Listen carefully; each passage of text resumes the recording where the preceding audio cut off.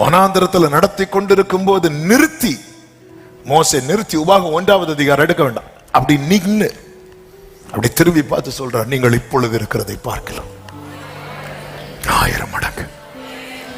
நீங்க வேர்டை எப்பவுமே ஃபியூச்சரா பார்த்து போயிட்டே இருக்கணும்.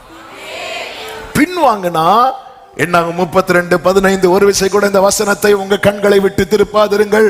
நீங்கள் அவரை விட்டு பின்வாங்கினால் அவர் இன்னும் வனாந்திரத்திலே இருக்க பண்ணுவார். நான் இன்னும் வனாந்திரத்தில் இருக்கணுமா, வனாந்திரத்தை தாண்டணுமா என்பது நான் எடுக்கிற தீர்மானத்தில் இருக்கிறது. நான் என்ன தீர்மானம் எடுக்க போறேன்? நான் இன்னும் வனாந்திரத்தில் இருக்கணுமா, இன்னும் கஷ்டப்படணுமா?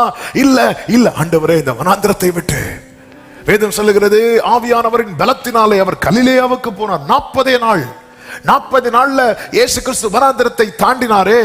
ஆமே, நம்முடைய ஹீரோ முந்தின ஆதாம் அல்ல, நம்முடைய ஹீரோ பிந்தின ஆதாம்.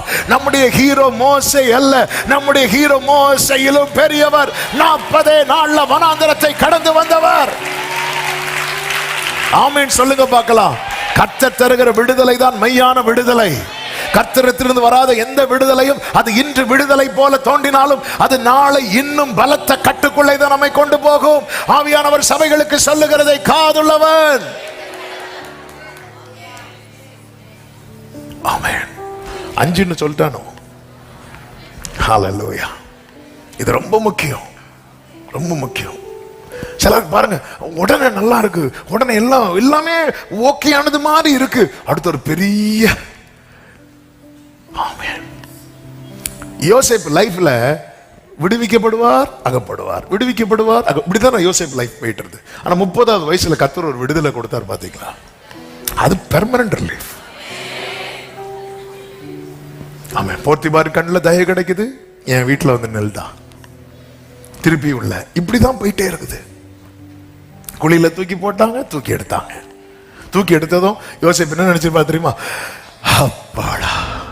ஏன்னா அவர் அண்ணேன்னு கெஞ்சினார், அண்ணன் தூக்கிட்டார். தூக்கி முடிச்சதும் பார்த்தா 20 வெள்ளி காசுக்கு வச்சுட்டார். என்னன்னு இப்படி பண்ணிட்டீங்க? இதுக்கு நான் அந்த குழியிலே கிடந்திருப்பேன். Temporary relief.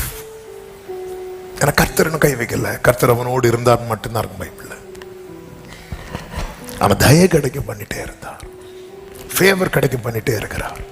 சிறையில் இருந்தால் அந்த ஃபேவர், நுகத்தில் இருந்தால் அந்த ஃபேவர், தீயை தண்ணீரை கடந்தால் அந்த தயவு கிடைச்சிட்டே இருக்கும். கர்த்தர் தருகிற விடுதலை